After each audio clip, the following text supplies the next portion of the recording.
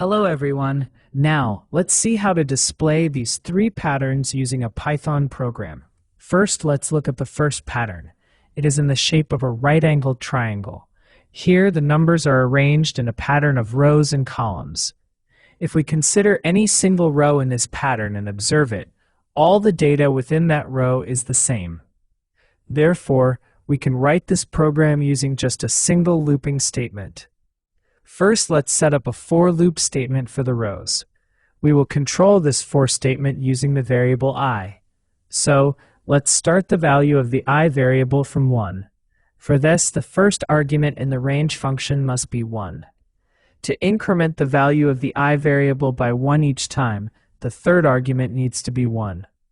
Since this loop needs to execute 5 times, the second argument should be 5 plus 1.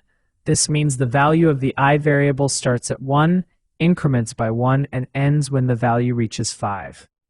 In every cycle, we will add a print statement to display the numbers.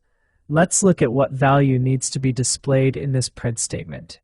In the first cycle, the value of the I variable will be 1, so we need to display the value 1 across this entire row.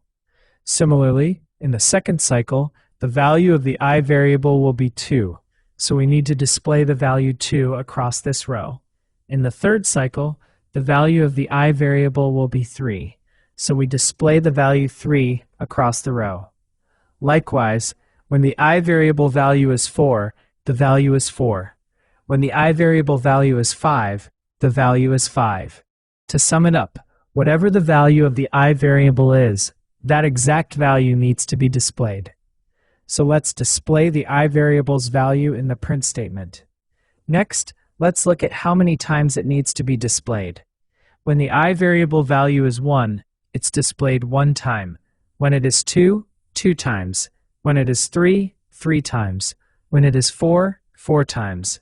When it is 5, 5 times. Overall, the value needs to be displayed as many times as the value of the I variable itself. For this, let's include the multiplication symbol, the star, and I in the print statement. This print statement will display the I variable's value I times and then move to the next line. With this, the coding for the first pattern is complete. Let's execute this code in the Python interpreter and see. Look, the number pattern is displayed exactly as we expected. Now, let's look at the second pattern. This pattern is also in a right triangle shape. Since this one also has 5 rows, let's just copy the code from the previous pattern for the rows. If we consider any single row in this pattern and observe it, the data in the row changes as the column changes, meaning the display value is also changing. Therefore, to display the column values, we will need to add an inner looping statement. If we look at how many times the inner looping statement should execute, j equals 1, j equals 2, j equals 3, j equals 4, and j equals 5. So, should it execute 5 times? No, because the number of columns is changing in every row. So, let's create a relationship between the I and j values. When the I value is 1, the j value starts at 1 and ends at 1. When the I value is 2, the j value starts at 1 and ends at 2. When the I value is 3, the j value starts at 1 and ends at 3. When the I value is 4, the j value starts at 1 and ends at 4. When the I value is 5, the j value starts at 1 and ends at 5. Overall, when the I value is I, the j value starts from 1. Because of this, the first argument value in the range function should be 1. Since the j value is incrementing by 1 each time, the step argument value should be 1.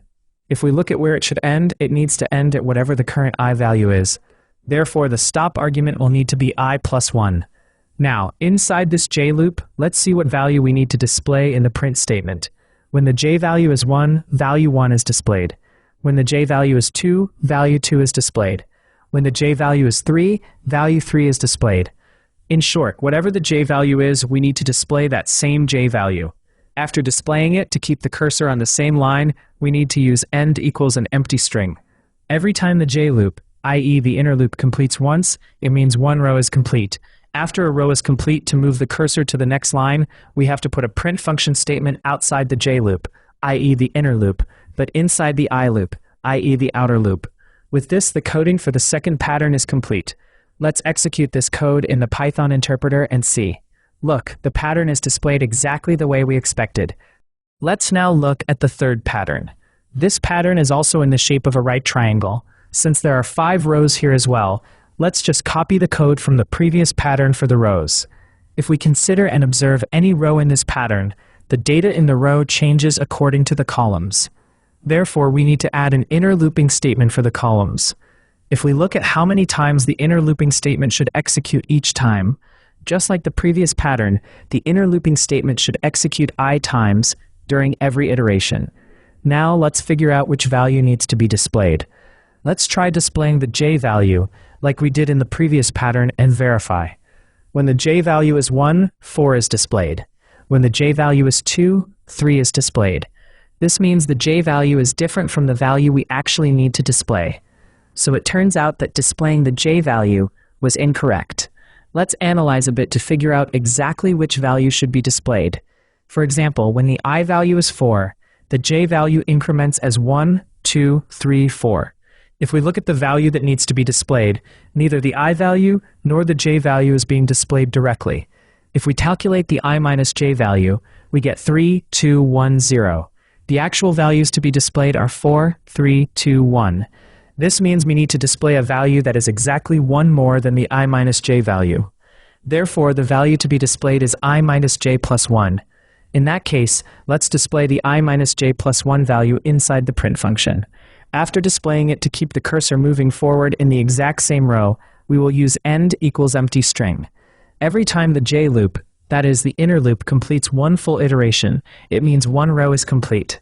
Once a row is complete, to move the cursor to the next line, we need to add a basic print statement outside the j loop, inner loop, but inside the I loop, outer loop. With this, the coding for the third pattern is complete. Let's execute this code in the Python interpreter and check.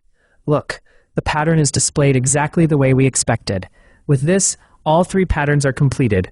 We will discuss another topic in the next video.